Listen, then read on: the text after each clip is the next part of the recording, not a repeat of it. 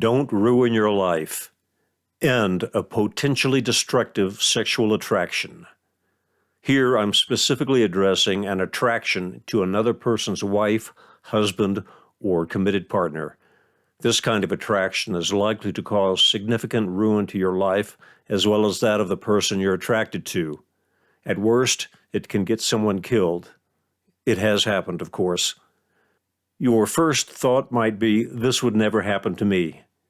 You might believe that if you were ever attracted to someone else's mate, it would never be a problem because you could control it.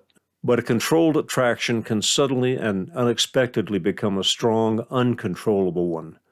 One day all is normal, and literally the next day you're looking at this person with serious love, lust, or both. This is a painful subject because it has happened to me twice. Once when I was single in my 20s, and again when I was single many years after my wife died. In both cases, the couples involved were close friends of many years. In both cases, my attraction became so strong that I feared doing or saying something that would embarrass either myself or the woman. In both cases, I naively thought that being proactively open and honest by admitting my attraction to the woman would lead to a friendly but firm rejection that ended my fantasies and solved my problem, even if it meant curtailing our social interactions.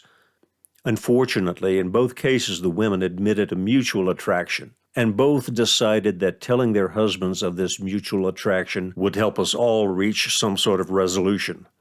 This wasn't an irrational decision by the women because both of their husbands were sexually open-minded and demonstrated this in words and acts. But in both cases, my proactive, open, and honest admission was the starting point of ruining my relationship with the two men, to my deep regret. This type of situation may sound strange to some people, but I suspect that a significant percentage of couples have engaged in some form of sexual dalliance with either friends or with people unknown to their mate. Looking back, I don't blame myself for being attracted to the women, who were beautiful and intelligent.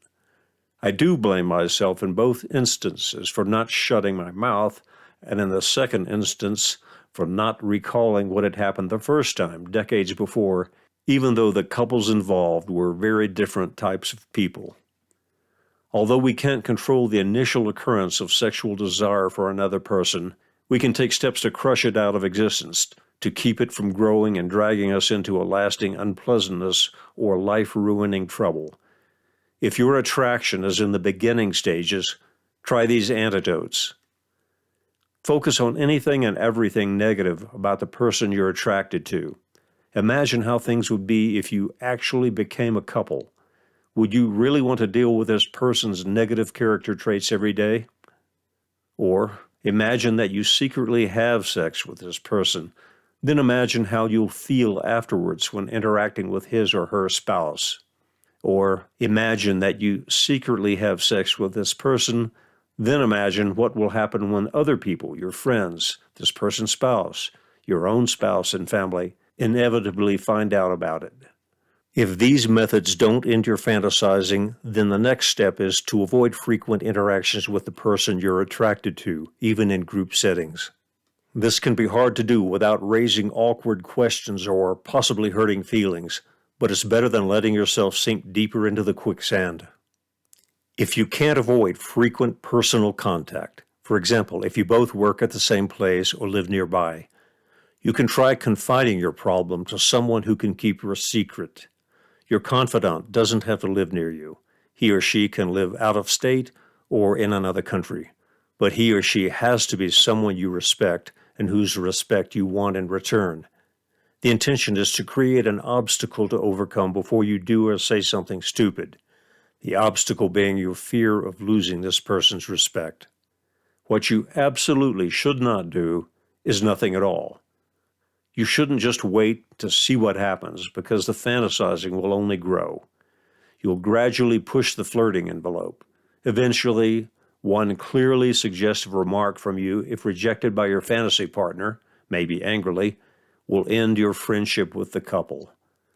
One clearly suggestive remark from you, if returned in kind by your fantasy partner, can lead to disaster.